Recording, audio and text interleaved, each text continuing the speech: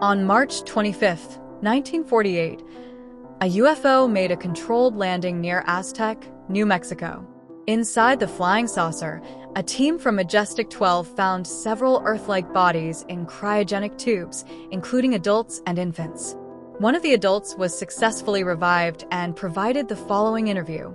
Condensed conversations with the Aztec, New Mexico. Extraterrestrial biological entity. INT. What shall we call you? What is your name in your native language? EBE. Oh.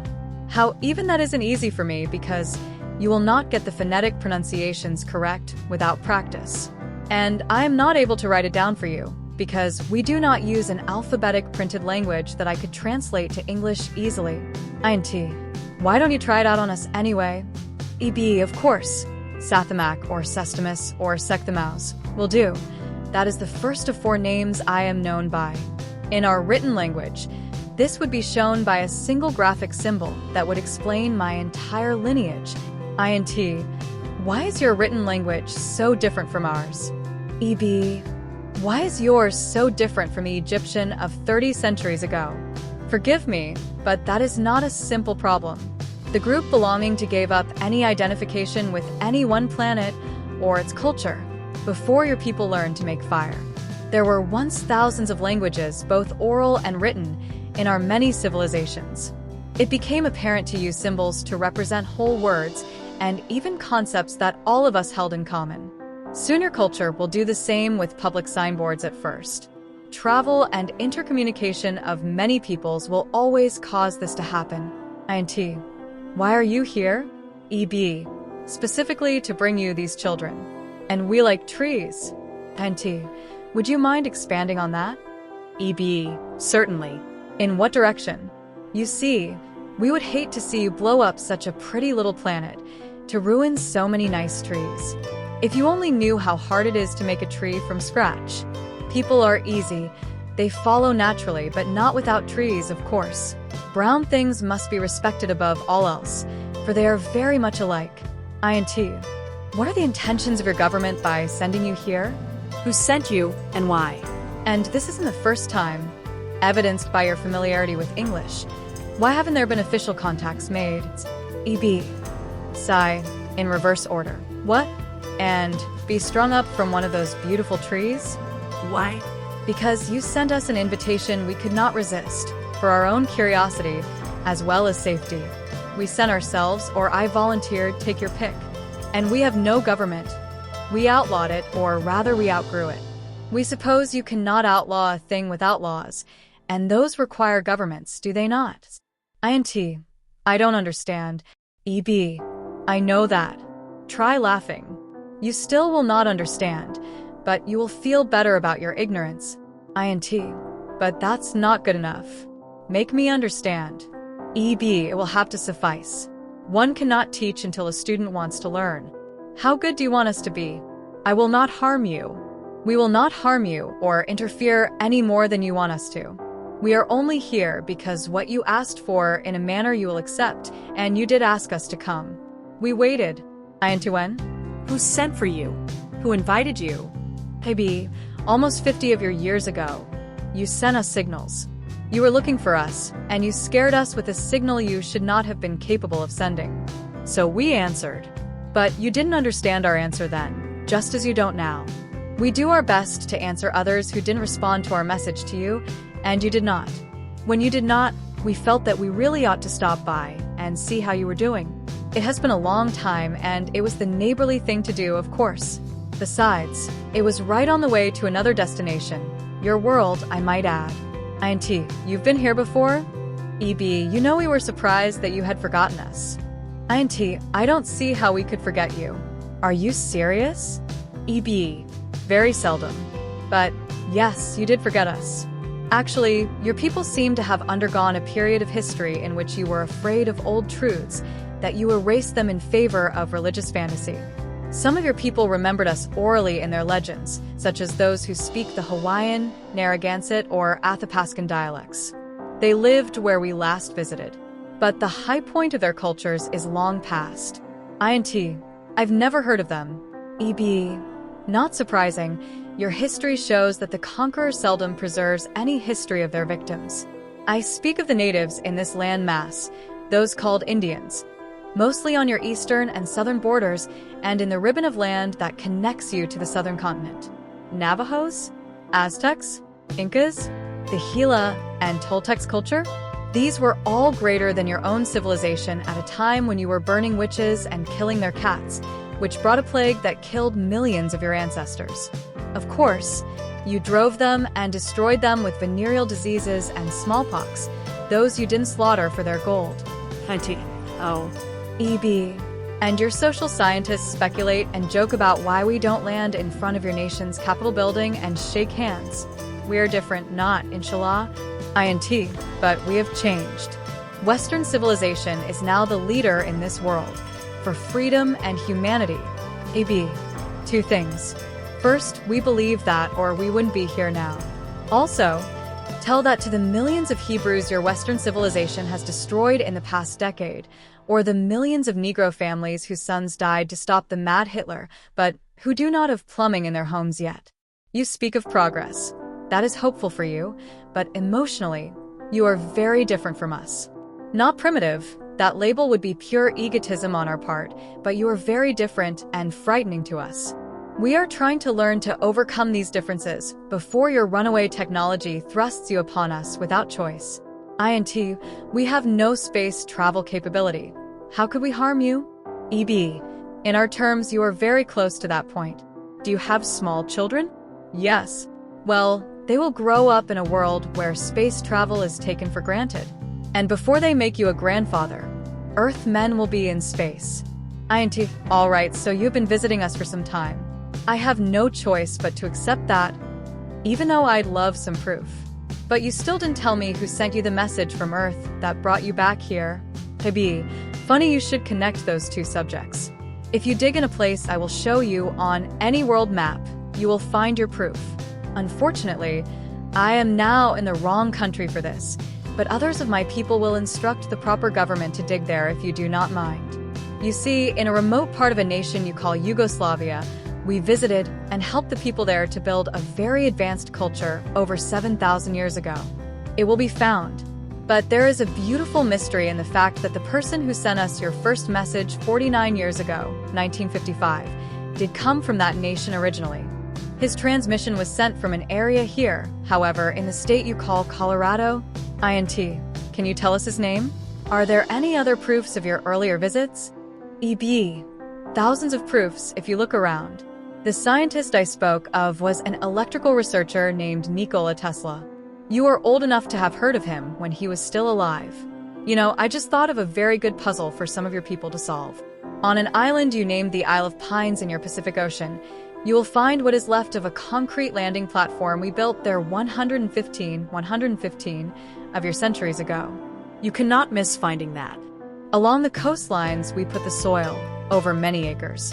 Look for those if you would like to test our culture on your planet, could have built them at that time. It would be fun for me if you ever do find them, because my great-grandfather helped to pour the mortar for them. Auntie, what? How long do your people live? EBE. Somewhat too long, I think at times. We have built up our age somewhat. It may not be as big as you think. Your whole continent was practically a question mark on the sea charts. Auntie, what about these babies you found with you? Are they human? What are we supposed to do with them? EBE. Raise them, of course, as I would have done. Certainly they are human, perhaps more so depending on whose definition we use. You are too far away from understanding the whole science of bioengineering from the seeds to be sensible, but just accept that we have not the time to raise a rich harvest for your culture. And this will continue. They are only children, not monsters. But raise them well, please, because the care of children is one of a few things we do not laugh about. INT, I remember this man, Tesla, you spoke of. He died during the war, 1943, but I never heard that he tried to contact other worlds. EBE, it was in all the papers, along with the story of how he was always being taken to court by his neighbors for creating lightning which struck their properties. Besides, when Tesla wouldn't answer, we sent a reply to your great inventor, Marconi, that we had arrived for a visit. Auntie, really? When was this? I've never heard of it. EBE, you see how you hear, but don't really listen? Again, it made all the papers. We just arrived here in, 1910 or 20, it was 1921, and we sent him the letter Vive in his code. It was meant that he would know the signal. He told everyone that he knew for certain that the signal came from outer space, but nobody really listened. Well, after that we began to figure out that even your man Tesla was way ahead of the rest of your scientists. Even by accident, he shouldn't have learned how to do what he did in his lifetime. INT, why did it take 20 years for you to answer Tesla's message? EBE, it did not. We answered it immediately. Our arrival took 22 years, not 20, because that is how long it takes to get here from where we were when we got Tesla's invitation. INT, so long. You took such a far journey just to find us, and you didn't even contact us. EBE, as I said, I was on the way to somewhere else we were planning to visit anyway. Besides, how long or far is all relative, is it not, when we live as long as we do? And you do not see even now that we always live in space. We outgrew our origin worlds many generations ago. In fact, you have to try and understand that you are really living in space too. The only difference is that we left our natural planet and built a new home to go where we wanted.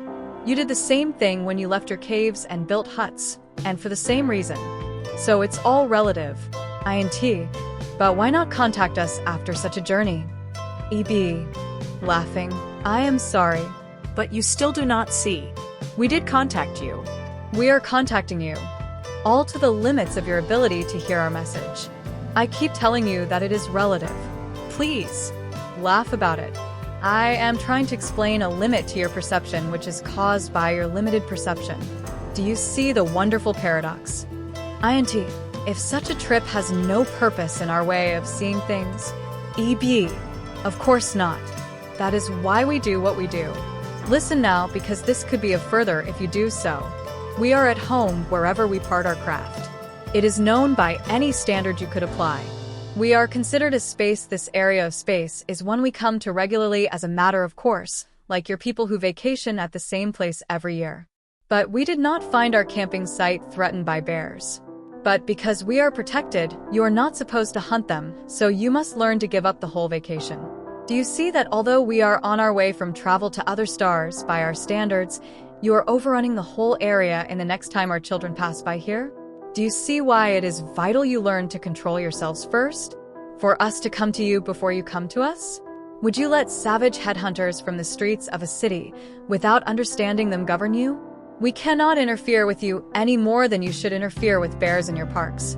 Someday we would rather you joined us, visited our worlds where we make camp, and learned as much from that as we have learned from our long voyage of discovery. Or not. It is your destiny, as long as you do not try to alter ours.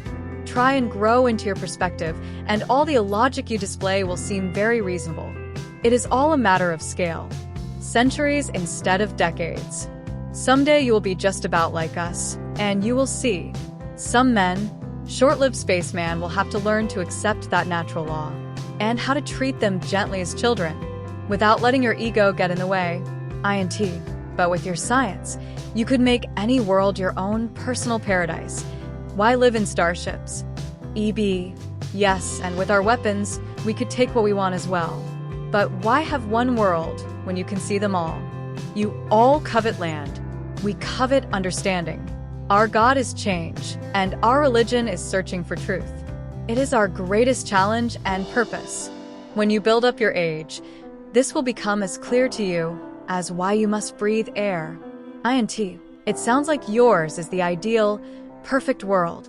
EBE, no. When you have more years, filling them profitably is a real problem. And the trouble with being a loving species is that you want to prove it by making more of your kind with a partner you love. Of course, this must be closely regulated in a culture such as ours, and so relationships of an intimate nature are difficult to resolve. It comes from the heart. INT. You speak of the heart being the seat of emotions. This is a concept we use on Earth, but we know it to be a sort of romantic fiction. Why does an advanced race like yours maintain such a notion? EBE. Well, I used that particular expression for your benefit. But why do you object to romance? Your species is driven by little else except romantic illusion. Why not ours as well? Certainly, our way of life must seem romantic to you. It does to us. We write poems and express ourselves with works of art just as you do. Many of the greatest works of construction on your world were inspired by a joyful effort of our people and yours in your distant past. We leave those wherever we go. And your romantic creatures have tried for many generations to explain why such huge monuments to human engineering were built in the first place. Why? They were built to express the joy of living, of course, and the great sense of satisfaction our people have gotten from working side by side with yours has been one of our biggest joys in life. That is another reason for our being here. Surely even a small child can understand such joy. INT, you keep talking about a message for us. Can you define that a little more? EBE, we simply are. We have no deeper purpose than to be. We do not wish direct contact with your people. You would reject us in your present frame of mind. So we seek to be accepted at the lowest level possible, and hence the broadest one possible. That is a cultural myth. We seek to be the next Santa Claus, to put it bluntly. This must come to your people from your people. The understanding will be given you by the wizened perceptive skill of these children we are bringing you. For your sakes, this must not come from political or religious leaders. It must flow evenly throughout all the common cultures of the earth. The message is not that we are here, but that each of you can control where you are going. Go like us, or different, as you choose. But you choose, not your political leaders who believe that only a tiny percent of the elite can rule wisely over their masses, of those who spread fear of death in order to enrich their lives through religion. Knowledge is only good when spread like seeds from which wisdom might grow, and faith has purpose only when it is not created of fear. With faith in the wisdom of truth and in each other, your world will come to our soon enough. Our hope is to be able to receive you as friends and equals when you arrive. That is our message. You must do the work for yourselves. If you do, you will keep all the rewards. What do you think? Hoax? Yeah, probably. But still, if there is a chance this is real, it is fascinating.